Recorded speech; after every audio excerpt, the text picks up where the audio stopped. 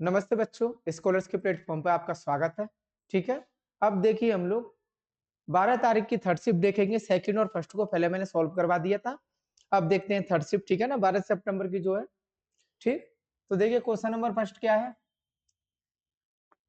1789 में Antony Laurent Lavoisier का रसायन विज्ञान में सर्वाधिक महत्वपूर्ण योगदान क्या था। ठीक है, एंटोनी लॉरेंट लेबोजियर, ठीक है, ये फ्रांसीसी साइंटिस्ट थे। फ्रांसीसी साइंटिस्ट थे बच्चों ये, ठीक है ना। इन्होंने द्रव्यमान संरक्षण का नियम दिया था। किसका नियम दिया था? द्रव्यमान संरक्षण का। तो राइट आंसर क्या होगा? ऑप्शन फर्स्ट, द्रव्यमान संरक्षण का नियम। अकॉर्डिंग टू दिस लॉ, यानी कि इस नियम अनुसार, इस नियम अनुसार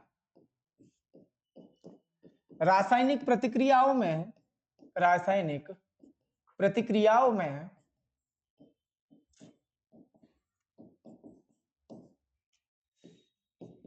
ना तो किसी पदार्थ को उत्पन्न किया जा सकता है, ना तो किसी पदार्थ को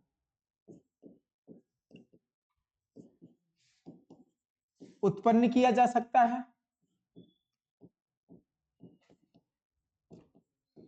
और ना ही किसी पदार्थ को नष्ट किया जा सकता है।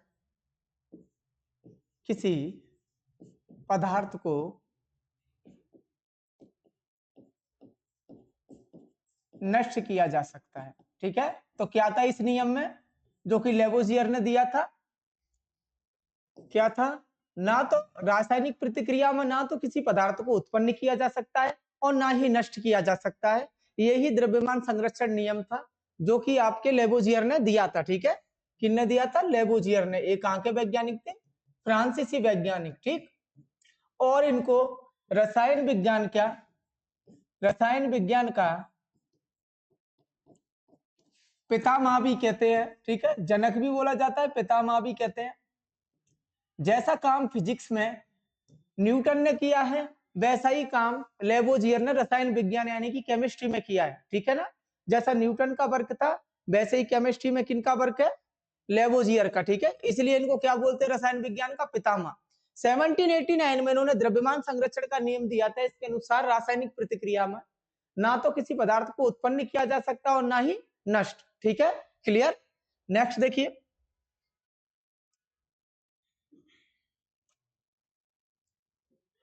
लघु पतन यानी कि शॉर्ट सर्किटिंग, जो शॉर्ट सर्किटिंग होती है उसको रोकने के लिए विद्युत इस्त्री यानी कि प्रेस को कितने एम्पियर के करंट की आवश्यकता होती है, यानी कि रोकने के लिए, जिससे कि शॉर्ट सर्किट ना हो, तो कितना एम्पियर होना चाहिए भाई? 5 एम्पियर। कितना? 5 एम्पियर की नीड होती है, जिससे कि उसमें शॉर्ट सर्किट नहीं होता। ठीक है, शॉर्ट सर्किट नहीं होता प्रेस में। जो इलेक्ट्रिक आयरन इस्त्री दी है, इसका मतलब क्या है? प्रेस दिया हुआ है। ठीक है, तो शॉर्ट सर्किट से रोकने के लिए कितना एम्पियर चाहिए? 5 एम्पियर। ठीक है, 5 एम्पियर पर आपका कभी भी शॉर्ट सर्किट नहीं होगा प्रेस के अंदर। ठीक, नेक्स्ट देखो, निम्नलिखित में से कौन मुख्य रूप से 1893 में शिकागो में आयोजित की गई विश्व धर्म संसद से संबंधित है? ठीक है, कौन संबंधित है भाई? जो 1893 में शिकागो सम्मेलन हुआ था अमेरिका के अंदर, शिकागो सम्मेलन अमेरिका के अंदर, सम्मेलन अमेरिका, क्या हुआ था यहाँ पर? धर्म सम्मेलन, सभी धर्म के लोग आए थे, धर्म सम्मेलन हुआ था। ठीक है, और भारत की तरफ से स्वामी विवेकानंद ने इसमें भाग लिया था एवं भाषण भी दिया था। ठीक है, स्वामी विवेकानंद ने इसमें पार्टिसिपेट किया था एवं स्पीच भी दी थी। ठीक है, उसी में इन्होंने सबसे पहले श्रीमान एवं श्रीमती, लेडीज एंड जेंटलमैन, या भाई एवं बहनों से लोगों को संबोधित किया था। ठीक है,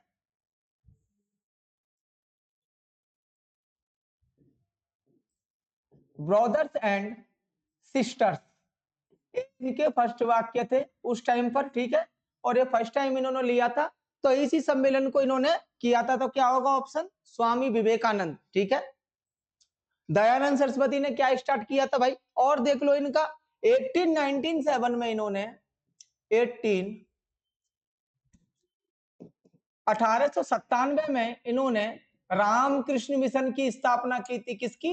रामकृष्ण मिशन की। ठीक है, इन्होंने रामकृष्ण मिशन की स्थापना की थी 1897 में। 1893 में इन्होंने क्या किया था? शिकागो सम्मेलन की धर्म सम्मेलन में भाग लिया था। ठीक है, राजा राम मोहन राय ने क्या किया था भाई? 1928 में 1928 में ब्रह्म समाज की स्थापना की थी। ब्रह्म समाज की स्थापना दयानंद सरस्वती ने, सॉरी 1828, दयानंद सरस्वती ने 1875 में आर्य समाज की स्थापना की थी। ठीक है, तो इनको भी थोड़ा देख लेना। और स्वामी विवेकानंद ने 1857 में रामकृष्ण मिशन की स्थापना की थी। ठीक है, क्लियर? थर्ड क्वेश्चन, नेक्स्ट देखो।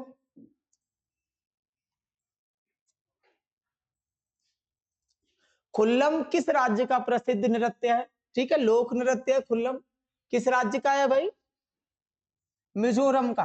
किसका? मिजोरम का। इस त्योहार को अतिथि को अतिथि सत्कार के रूप में ये त्योहार जाना जाता है। ठीक है, अतिथि सत्कार में होता है त्योहार। और अगर नृत्य देखकर मिजोरम के जो आते हैं तो कौन कौन से लोक नृत्य? चेराव, चेलम, खुल्लम एंड सुफट। ठीक है, ये कहां के नृत्य हैं भाई? कहां के लोक नृत्य हैं या फिर कहां के त्योहार है? मिजोरम के। ठीक है, तो क्या राइट आंसर होगा? खुल्लम कहां का है? मिजोरम का है। और इस त्योहार को किस लिए किया जाता है? अतिथि सत्कार के रूप में। ठीक है ना? नेक्स्ट,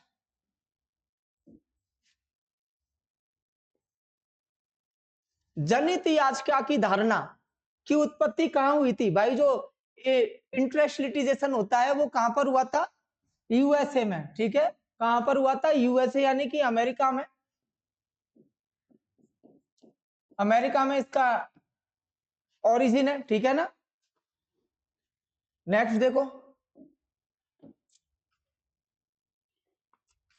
त्रिशूर पूरम में मनाए जाने वाले प्रसिद्ध मंदिर उत्सवों में से एक है। आपने देखा होगा हाथी खड़े रहते हैं कई लाइन से, जो कि सजे होते हैं। ठीक है ना? तो वो एक टेम्पल का त्योहार है और काफी फेमस त्योहार है। इस त्योहार को त्योहारों का त्योहार भी कहते हैं, यानी कि सभी त्योहारों का त्योहार। ये कहाँ का है? केरला का। ठीक है, कहाँ सेलिब्रेट होता है? केरला में।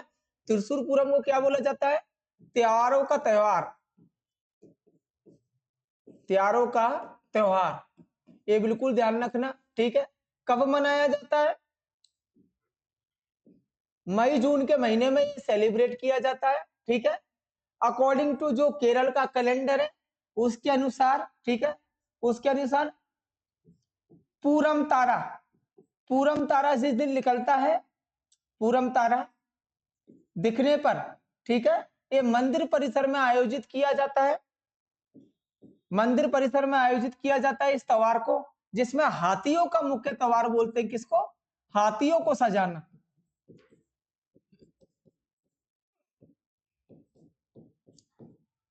भाई बात करें और केरल के कौन कौन से हैं? ठीक है, तो केरल में और क्या क्या है? विशु, ये नववर्ष का त्योहार है। ठीक है, विशु को सेलिब्रेट किया जाता है केरल में। तो थोड़ा सा एक्स्ट्रा भी देख लो। नेक्स्ट देखो, निम्नलिखित में से जिलों के उस समूह की पहचान कीजिए जो भारत के औद्योगिक जिलों का उदाहरण नहीं है। तो भाई औद्योगिक जिलों का कौन कौन उदाहरण नहीं है? अलवर और भिवानी। कौन कौन नहीं है भाई? अलवर और भिवानी। कानपुर और आगरा आप जानते हो चमड़े का बहुत बड़ा उद्योग है। ठीक है, उत्तर भारत का मैनचेस्टर कहलाता है कानपुर। इसी तरीके से बाकी के अलवर और भिवानी आपका औद्योगिक नगर नहीं है। ठीक है, नेक्स्ट,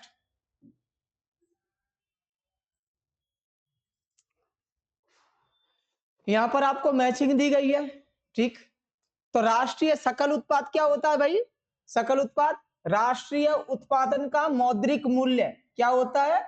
राष्ट्रीय उत्पादन का मौद्रिक मूल्य। उसके बाद में कुल राष्ट्रीय उत्पाद क्या होता है? वर्ष के दौरान जितना भी माल सेवाओं का कुल उत्पादन होता है वही आपका कुल राष्ट्रीय उत्पाद होता है। ठीक है, तो देखो इसमें कहा है वर्ष के दौरान। ठीक है ना? उसके बाद देखिए व्यक्तिगत आय किसी निश्चित महीने में मिलने वाली व्यक्ति की आय को बोला जाता है व्यक्तिगत आय। तो क्या होगा 3 का पहला, किसी निश्चित अवधि में व्यक्ति को उत्पादन द्वारा प्राप्त वार्षिक आय। उसके बाद प्रयोज्य व्यक्तिगत आय, व्यक्ति आय के कर के बाद जो टैक्स लगने के बाद होती है उसको बोलते हैं प्रयोज्य व्यक्तिगत आय, ठीक है ना।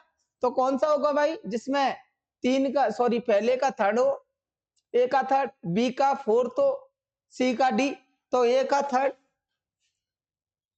सेकंड वाला, ठीक है। क्या होगा, सेकंड वाला होगा इस मैचिंग में।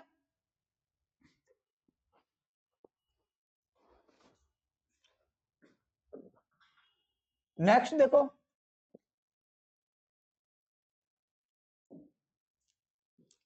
उस्ताद जिया मोइनुद्दीन डांगर गहन गुड़ वादक थे, ठीक है। मोइनुद्दीन डांगर मैंने आपको पहले भी बताया था, जो भी डांगर वाले यानी कि जिनमें डांगर इस्तेमाल होता है वो क्या बजाते हैं भाई, बीड़ा, बीड़ा या रुद्र बीड़ा, ठीक है, रुद्र बीड़ा।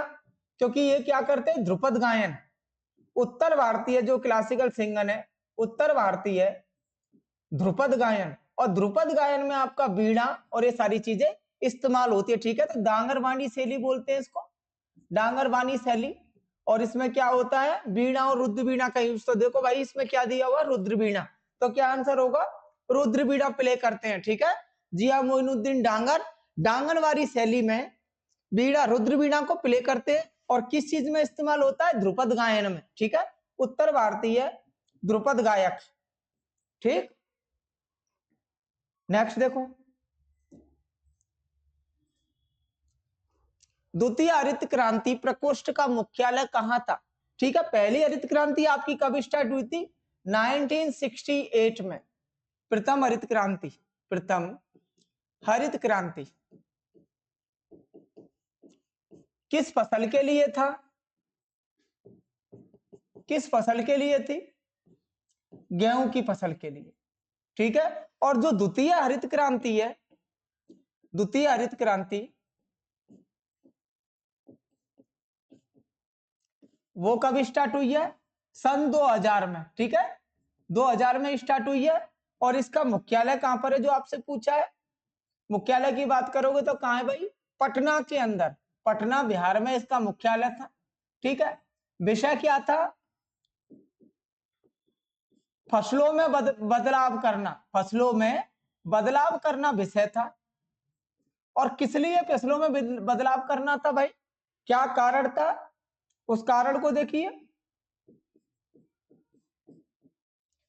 ज्यादा जनसंख्या को खपाना, ठीक है, ज्यादा लोगों के लिए उत्पादन करना।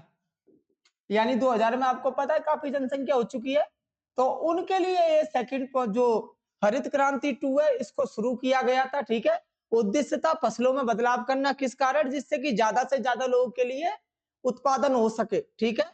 मुख्यालय कहां था, पटना बिहार में। शुरू कब हुआ था, सन 2000 में, ठीक है ना। तो ध्यान रखना, पहली हरित क्रांति कहां शुरू हुई थी, 1968 में, गेहूं इसका वो था। और शुरुआत कहां की थी, पंजाब में की थी। एंड किसके डायरेक्शन में काम हो रहा था, एम एस स्वामीनाथन, कौन था, एम एस स्वामीनाथन में, ठीक है। तो क्या होगा राइट आंसर, पटना, ऑप्शन 2 इसका राइट आंसर होगा, पटना। नेक्स्ट देखो,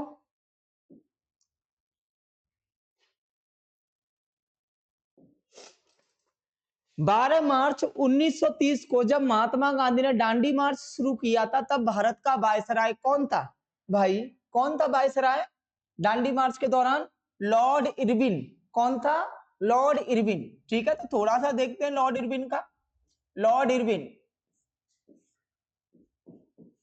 भारत के वायसराय किस टाइम थे ये, वायसराय कार्यकाल था इनका 1926 से 1931, ठीक है। कब था, 1926 से 1931, ठीक। गांधी इरविन समझौता भी हुआ था, गांधी इरविन समझौता, गांधी इरविन समझौता भी किया गया था, ठीक है। वो कब था भाई, द्वितीय गोलमेज सम्मेलन से पहले, द्वितीय गोलमेज सम्मेलन सम्मेलन से पहले किया गया था, से पहले। ठीक है, तो ये ध्यान रखना। इनके साथ में क्या हुआ, गांधी इरविन का समझौता भी हुआ, यानी कि इरविन के साथ गांधी जी की बैठक भी हुई है, जिसको गांधी इरविन समझौता बोलते हैं। और देखो भाई इनके टाइम पे क्या क्या काम हुआ। इन्होंने साइमन कमीशन का स्वागत किया था, साइमन कमीशन का इन्होंने स्वागत किया था, स्वागत किया था। कब किया था, 1928 में। ठीक है, ये भी इन्हीं के कार्यकाल के दौरान हुआ था।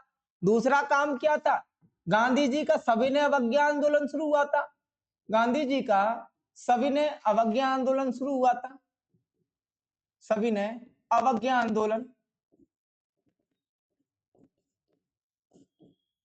और क्या हुआ था भाई, दांडी यात्रा शुरू हुई थी, दांडी यात्रा। ठीक है, वो भी इन्हीं के टाइम पर शुरू हुई। दो गोलमेज सम्मेलन हुए। ठीक है, दो गोलमेज सम्मेलन, टोटल कितने हुए थे, 3, लेकिन इनके कार्यकाल में कितने हुए, 2 हुए। ठीक है, तो सेकंड के टाइम की बात थी कि गांधी इरविन समझौता हुआ, तो इनको भी ध्यान रखना कि लॉर्ड इरविन के टाइम पर क्या क्या हुआ। ठीक है ना, थे कब भारत के वायसराय 1926 से 1931 के बीच में। ठीक है, तो क्या लिखोगे, लॉर्ड इरविन।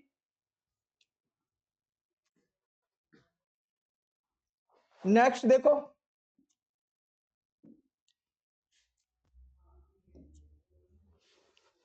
फरवरी 2023 में अमेरिका स्थित मॉर्निंग कंसल्ट द्वारा जारी ग्लोबल लीडर अप्रूवल रेटिंग के अनुसार दुनिया का सबसे लोकप्रिय नेता कौन है भाई, आप सभी जानते हो। करंट का क्वेश्चन है, कौन है, नरेंद्र मोदी। कौन है, नरेंद्र मोदी। ठीक है, क्या लिख सकते हो, पीएम ऑफ इंडिया। ठीक है, हमारे पीएम ही लोकप्रिय नेता हैं। ठीक है, वर्ल्ड के सबसे लोकप्रिय नेता कौन है, पीएम मोदी। ठीक है, नेक्स्ट,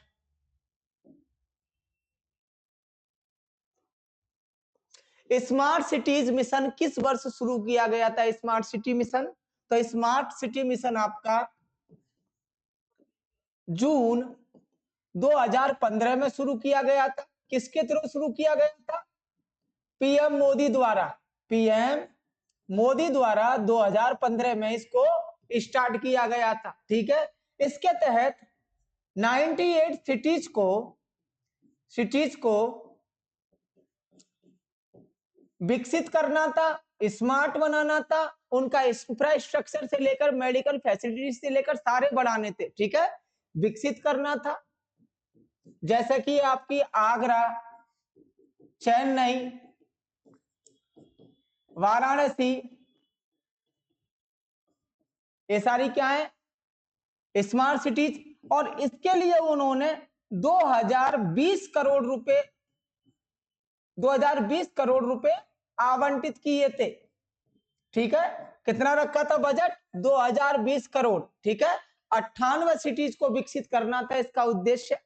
कब हुआ था ये, जून 2015 में पीएम मोदी द्वारा लॉन्च की गई थी, जिसके तहत 100 सिटीज को या फिर 98 सिटीज को पूर्ण रूप से विकसित करना, इंफ्रास्ट्रक्चर मजबूत करना, मेडिकल फैसिलिटीज प्रोवाइड करना, एजुकेशनल के लिए एक हब तैयार करना, काफी ज्यादा चीजें जुड़ी होती है स्मार्ट सिटीज से। ठीक है, जैसे कि कुछ शहर दिए हुए आपका, आगरा, चेन्नई, बनारस, इंदौर, ये सारे सिटीज है, इनको टोटली विकसित करना था। ठीक है, और इसके लिए उन्होंने बजट से 2020 करोड़ रुपए भी आवंटित किए थे। ठीक है, तो ध्यान रखना, तो क्या होगा आंसर, 2015। ठीक है, नेक्स्ट देखो,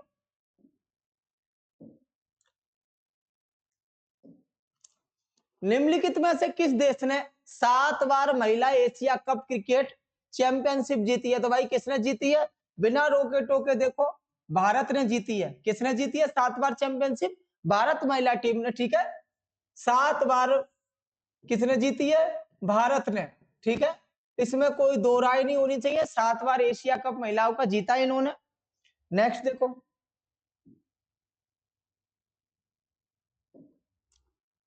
भारतीय संविधान का कौन सा अनुच्छेद यह व्यवस्था प्रदान करता है कि राज्य को लोगों के कल्याण को बढ़ावा देने के लिए सामाजिक व्यवस्था को सुरक्षित करना चाहिए। ठीक है, तो किस अनुच्छेद में लिखा है भाई? अनुच्छेद 38 में। ठीक है, किसमें लिखा है? अनुच्छेद 38 में। और अनुच्छेद 38 किसका पार्ट है? नीति निर्देशक सिद्धांतों का, नीति निर्देशक सिद्धांतों का पार्ट है। ठीक है, नीति निर्देशक सिद्धांत यानी कि आपके डीपीएसपी, क्या बोलोगे? डीपीएसपी। और कहां तक है डीपीएसपी? मतलब किस अनुच्छेद में वर्णित है? अनुच्छेद 36 से लेकर अनुच्छेद 51 तक, 51 ए तक। ठीक है ना, आपके डीपीएसपी है, ये सारे सिद्धांत है। और इसी के अनुसार ये किस लिए बनाए जाते हैं? डीपीएस जन कल्याण के लिए। ठीक है, जन कल्याण के लिए। किस देश से लिए गए? आयरलैंड से। कहां से लिए गए? आयरलैंड से। जब भी आपके देश में कोई कानून पारित होता है तो सारे नीति निर्देशक सिद्धांतों को देखना होता है, क्योंकि उनका काम क्या है? जनता के लिए, यानी कि जनता को ध्यान में रखते हुए योजनाओं का निर्माण है। ठीक है, तो जो डीपीएसपी यानी कि निर्देशक सिद्धांत है, उसमें जन कल्याण की ही भावना है। ठीक है, उसको ध्यान में रखते हुए कानून बनाया जाता है। और ये किससे लिया गया? आयरलैंड से। अनुच्छेद 36 से 51 तक आपका डीपीएसपी का हिस्सा है। ठीक, नेक्स्ट। और किस भाग में आते हैं? भाग 4। किस भाग के अंतर्गत आते हैं डीपीएसपी? भाग 4 के अंदर। और भाग 4 में थे 36 की जगह कौन सा अनुच्छेद है? 38। 38 के कारण ही राज्य को लोगों के कल्याण बढ़ावा देने के लिए सामाजिक व्यवस्था को सुरक्षित करना चाहिए, यही लिखा है अनुच्छेद 38 में। जो ये लिखा है, ये किस में लिखा है भाई? अनुच्छेद 38 के अंदर यही आता है। ठीक है,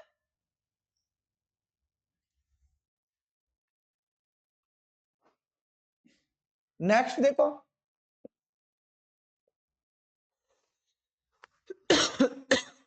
जैसलमेर में पाई जाने वाली जल संचयन प्रणाली की पहचान कीजिए। ठीक है भाई, जल संचयन प्रणाली क्या है जैसलमेर की? खड़ीन। क्या बोलते हैं? खड़ीन। ठीक है, खड़ीन। जैसलमेर और बाड़मेर जिलों में जहां पानी की अत्यंत कमी है, वहां सिंचाई के लिए खड़ीन सिंचाई व्यवस्था आवश्यक होती है। इसमें क्या किया जाता है? जो चट्टानों से पानी आता है रिसकर, ठीक है, उसको लेकर पक्का बनाया जाता है। और उस पानी का इस्तेमाल करते हुए उस जल को, जिसको इकट्ठा किया है चट्टानों से आते हुए, पहाड़ों से आते हुए पानी को इकट्ठा किया है, उसी का इस्तेमाल आप खड़ीन में करते हो, यानी कि सिंचाई में करते हो। इस व्यवस्था को क्या बोलते हैं फिर? खड़ीन। क्या बोला जाता है? खड़ीन। ठीक है, चट्टानों से निकलने वाले, चट्टानों एवं पहाड़ों से निकलने वाले पानी को स्टोर करना, निकलने वाले जल को संग्रह करना। ठीक है, क्या करना? संग्रह करना। और उस जल को, जिसको इकट्ठा किया है, उसका संग्रहित जल का इस्तेमाल, संग्रहित जल का इस्तेमाल, प्रयोग सिंचाई में करना। किसमें करना? सिंचाई में। ठीक है, और कहां कहां पर है व्यवस्था? जहां पानी की कमी है, जैसलमेर के साथ साथ बाड़मेर में। ठीक है, और ऐसा इलाका सबसे बड़ा खड़ीन कौन सा है? सबसे बड़ा खड़ीन लालड़। जैसलमेर में स्थित लालड़ खड़ीन 3000 बीघा खेतों में, बीघा खेतों को सींचती है। ठीक है, खेतों को सींचती है। तो ध्यान रखना, अगर कोई एग्जाम्पल भी पूछा जाए तो क्या होगा एग्जाम्पल? उदाहरण क्या होगा आपका? लालड़ खड़ीन। ठीक है, ये इसका बेस्ट एग्जाम्पल है, जिसमें 3000 बीघा खेतों की सिंचाई खड़ीन, खड़ीन सिंचाई प्रणाली से होती है। तो ठीक है, क्या हुआ? खड़ीन भाई चट्टानों एवं पहाड़ों से निकलने वाले पानी का संग्रह करते हैं एवं उसका इस्तेमाल सिंचाई में करते हैं।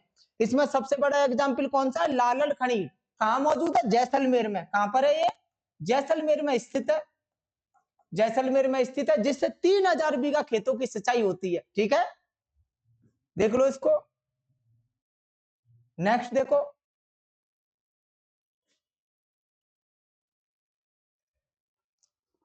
गुप्तों के सहायक प्रमुख थे।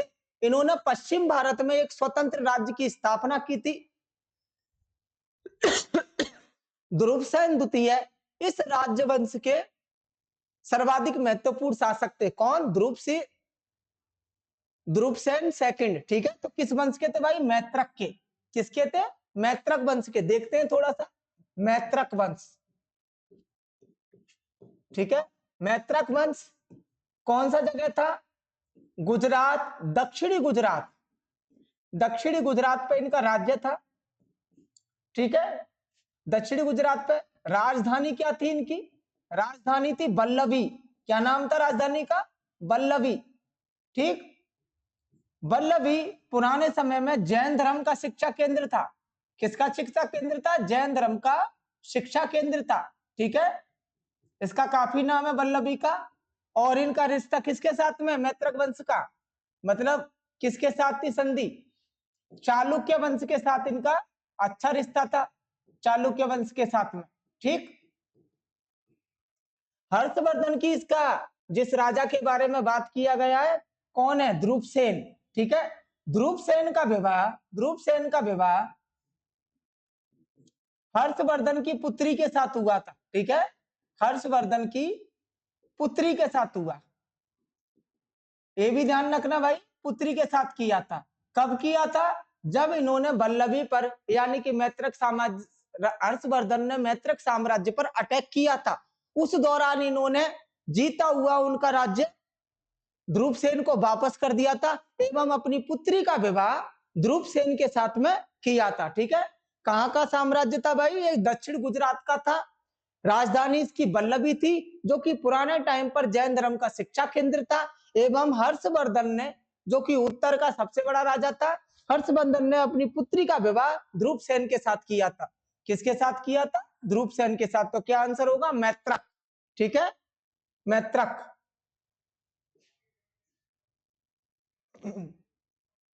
नेक्स्ट देखो,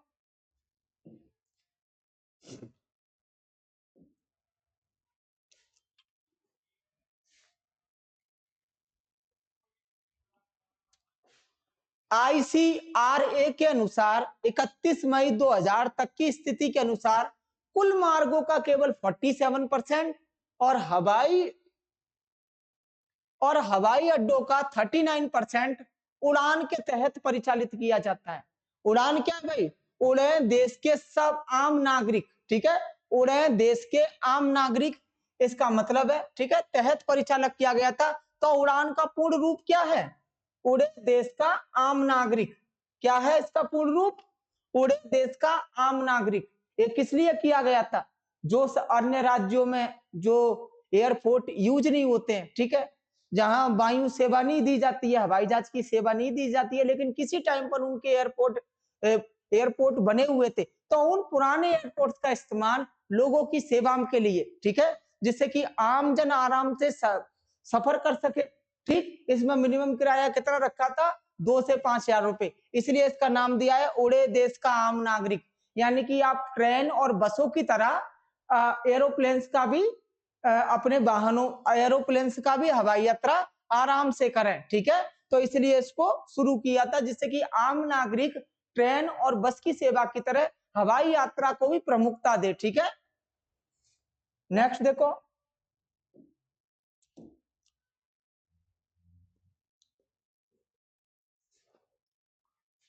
निम्नलिखित में से कौन सा भारत में बेरोजगारी के लिए सबसे उपयुक्त कारण है?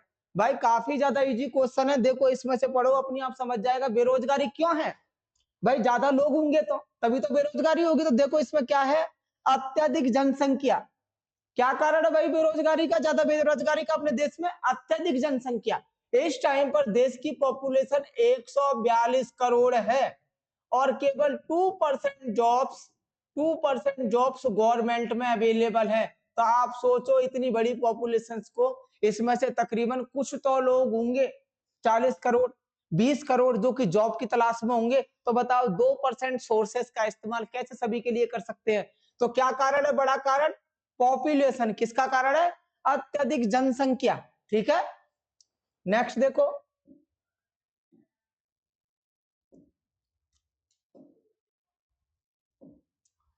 जून 2021 तक प्राप्त जानकारी के अनुसार भारत में कितने बायोस्फीयर रिजर्व स्थापित हैं?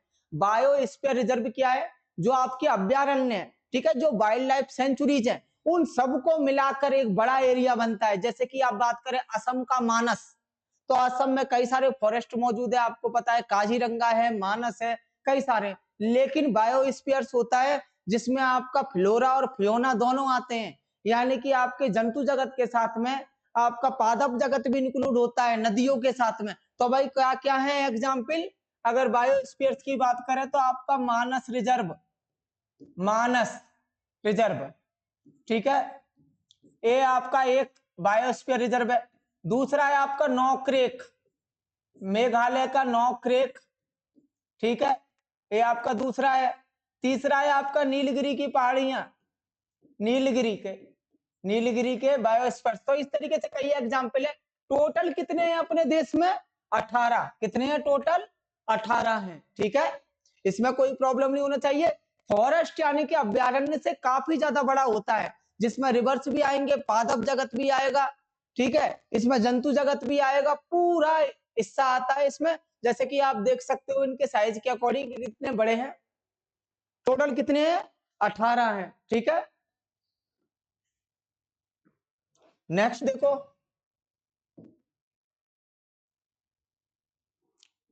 निम्नलिखित में से किस युद्ध में मोहम्मद गौरी ने 1194 ईस्वी में गहेड़बाल वंश के जयचंद को हराया था, ठीक है। ये जयचंद कौन था? कल ही इसका क्वेश्चन आया था जो सेकंड शिफ्ट में है, ठीक है, जिसमें जयचंद की बेटी संयोगिता का अपहरण और प्रेम कथा के बारे में लिखा है, जो कि चंद्रबर राय ने पृथ्वीराज रासो नामक उनकी रचना में किया है कि भाई संयोगिता को किस तरीके से अपहरण किया जाता है और किस तरीके से संयोगिता एवं पृथ्वीराज तृतीय प्रेम में होते हैं, प्यार में होते हैं, ठीक है। तो ये वही जयचंद है जो कि संयोगिता के पिता हैं। किसके पिता हैं? संयोगिता के पिता, ठीक है।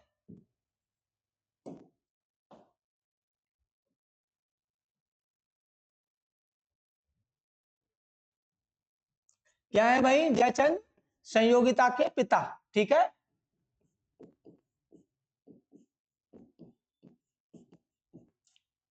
ठीक है, अब इनका युद्ध कहां हुआ था? 1194 के अंदर चंदावर का युद्ध। क्या कहलाता है? चंदावर का युद्ध। इस युद्ध में क्या हुआ था? इनकी पराजय, ठीक है। 1194 चंदावर युद्ध किसके साथ हुआ था? यह युद्ध मोहम्मद गौरी के साथ। क्या हुई थी भाई? इनकी पराजय हुई थी, ठीक है, पराजय हो गई थी इनकी। तो आप ध्यान रखना कितने युद्ध लड़े थे टोटल मोहम्मद गौरी ने? तराइन का प्रथम युद्ध, तराइन का प्रथम युद्ध कब हुआ था? 1191 में, ठीक है। किसके साथ? मोहम्मद गौरी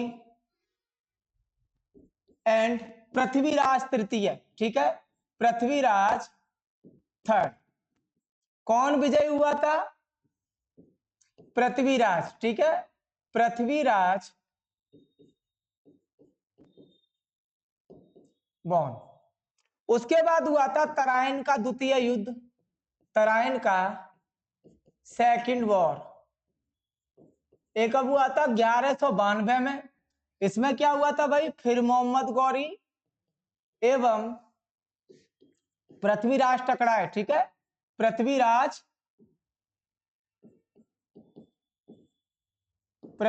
थर्ड पे टकराए एवं इसमें मोहम्मद गौरी की जीत हुई। किसकी जीत हुई? मोहम्मद गौरी की। और तीसरा युद्ध था मोहम्मद गौरी का चंदावर का युद्ध।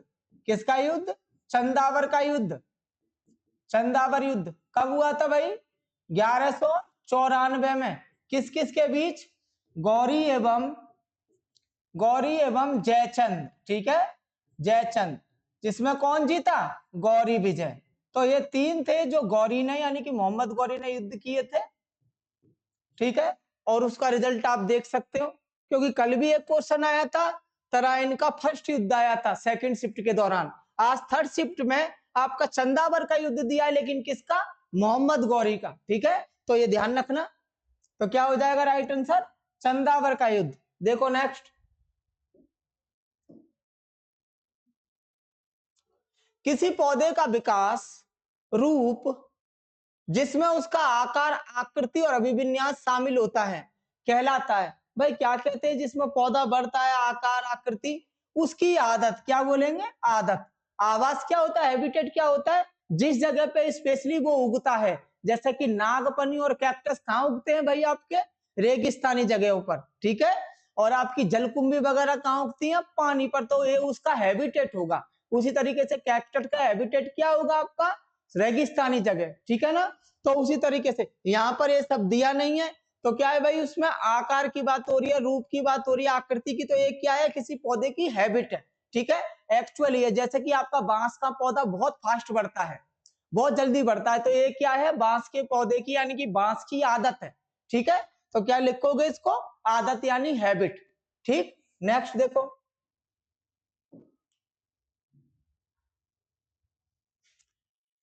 भारत ने एथलेटिक्स में अपना पहला विश्व चैंपियनशिप पदक कब और कहां जीता था? कब जीता था भाई? 2003 में फ्रांस में, ठीक। कब जीता था? 2003 के दौरान फ्रांस में। और किसने जीता था भाई? अंजू बॉबी जॉर्ज ने, अंजू बॉबी जॉर्ज, ठीक है ना, इन्होंने जीता था। क्या जीता था भाई? रजत पदक, रजत पदक। और किस चैंपियनशिप में जीता था? किस में जीता था? 2003 फ्रांस में हुई थी, ठीक है, फ्रांस में चैंपियनशिप हुई थी। और इसके बाद कौन जीता है? 2 पर्सन जीते हैं। इसके बाद बात करेगा तो आपका नीरज चोपड़ा भी इसको, नीरज चोपड़ा भी इसको जीत चुके हैं, ठीक है। सेकंड कौन है? नीरज चोपड़ा। और फर्स्ट कौन थी? अंजू बॉबी जॉर्ज, जिनको रजत पदक मिला था। ये क्या खेल था इनका? लंबी कूद। कौन सा कूद? लंबी कूद में, ठीक है। और कितना कूदे थे ये लंबी कूद को? 6.7 मीटर इन्होंने कवर की थी, जिसके ऊपर इनको रजत मिला था, ठीक है। तो क्या है right answer? Anju Bobby George 2003 में फ्रांस में विश्व चैंपियनशिप जीतने वाली पहली महिला थी जिसने रजत पदक प्राप्त किया, ठीक है। उसके बाद में नीरज चोपड़ा ने इसको पार किया है, नीरज चोपड़ा भी जीत चुके हैं। तो 2 लोग हैं हमारे पास में, अंजू बॉबी जॉर्ज एवं नीरज चोपड़ा, ठीक है। नेक्स्ट देखो, तबला वादक विक्रम घोष को 2023 में समकालीन श्रेणी में निम्नलिखित में से किस पुरस्कार के लिए नामांकित किया गया है? भाई विक्रम घोष क्या है? तबला वादक है, ठीक है। तो इनको किसके लिए किया गया है? संगीत नाटक अकादमी पुरस्कार के लिए, ठीक है, उसके लिए इनको नॉमिनेशन दिया हुआ है।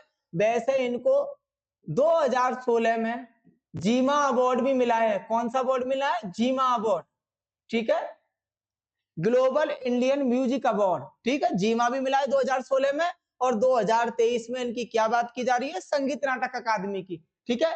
इन्होंने किस चीज से प्रशिक्षण लिया भाई?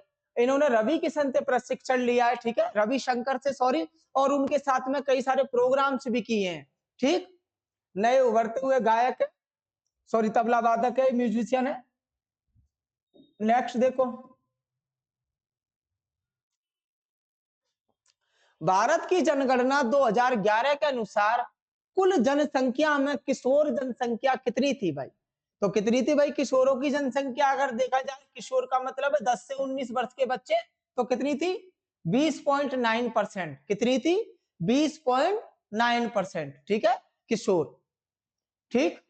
अब ये आपका कंप्लीट हो गया है। इसके बाद भी कोई प्रॉब्लम हो तो प्लीज आप कमेंट में मेंशन किया करो, जिससे कि मुझे पता चले, ठीक है, ठीक। ये सारा सॉल्यूशन है। अब देखेंगे इसके बाद जो नेक्स्ट वीडियो आएगी, उसमें देखेंगे 13 की पहला शिफ्ट, ठीक। सभी को सॉल्व किया करो, जो पॉइंट लगे आपको रखने लायक है या इंपॉर्टेंट है, उन पॉइंट्स को अलग से कॉपी में नोट डाउन कर लिया करो। दूसरी चीज देखो, आपका अगर फर्स्ट में, क्योंकि इसमें दोबारा से आया था क्या? उड़ान, उड़े देश का आम आदमी, ये डबल रिपीट हुआ है। इससे पहले क्या आया था शिफ्ट के पेपर में, मतलब जो शुरू हुई थी 9 से, उसमें भी उड़ान का एक क्वेश्चन आ चुका था, ठीक है। उड़ान के बारे में एक क्वेश्चन आ चुका था कि उड़ान कब लॉन्च की थी और किस मंत्रालय ने लॉन्च की थी? जो भारतीय सिविल एविएशन मिनिस्ट्री है, ठीक है, जो उड्डयन विभाग है, उसने लॉन्च की थी। और भाई इसी तरीके से इसमें एक और क्वेश्चन रिपीट है, जैसे कि कल की सेकंड शिफ्ट, जो 12 की सेकंड शिफ्ट थी, उसमें आया था कि क्या बोलते हैं, पृथ्वीराज रासो, जो चंद्रवरदाई की बुक थी, उसमें किसकी प्रेम कहानी लिखी गई है? तो भाई घेड़बल वंश के शासक जो जयचंद थे, उनकी पुत्री संयोगिता की प्रेम कहानी, संयोगिता एवं पृथ्वीराज चौहान की प्रेम कहानी के बारे में उसमें बताया गया है। तो भाई हर एक क्वेश्चन से रिलेटेड है। आपने देखो, आपने एक शिफ्ट देखी तो दूसरे में उससे रिलेटेड कुछ ना कुछ जरूर मिलेगा। तो आप पेपरों को प्लीज ध्यान से देखो और उन्हें उसी तरीके से सॉल्व करो, ठीक है। नमस्ते।